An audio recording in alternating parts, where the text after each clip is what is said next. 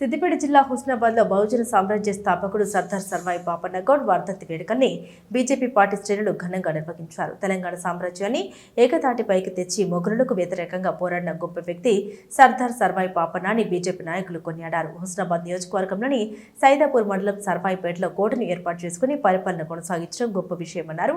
ఇప్పుడున్న హుస్నాబాద్ ఎమ్మెల్యే మంత్రి పొన్నం ప్రభాకర్ హుస్నాబాద్ ప్రాంతంలో సర్దార్ సర్వాయి పాపన్న గౌడ్ విగ్రహాన్ని ఏర్పాటు చేయాలని డిమాండ్ చేశారు.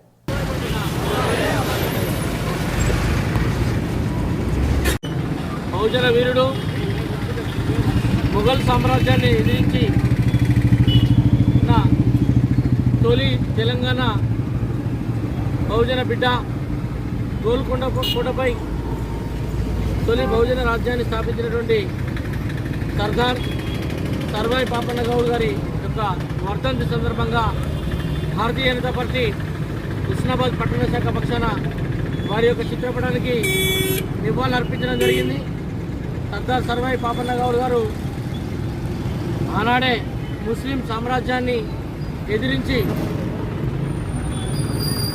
ధీరోదాత్తుడు, ముస్లిం సామ్రాజ్యాన్ని ఓడించి గోల్కొండ కోటపై తొలి ముస్లిమేతరుడు జెండా ఎగరవేసిన గొప్ప మహనీయుడు సర్దార్ సర్వాయి పాపన్న గారు.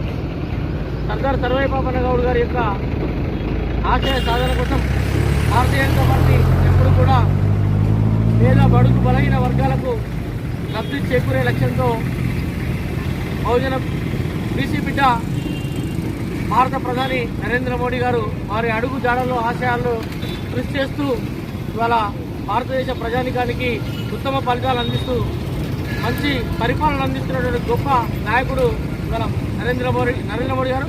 వారి సారథ్యంలోని భారతీయ జనతా పార్టీ బడుగు బలహీన వర్గాల యొక్క అభ్యున్నతి కోసం కృషి చేస్తూ ఉంది.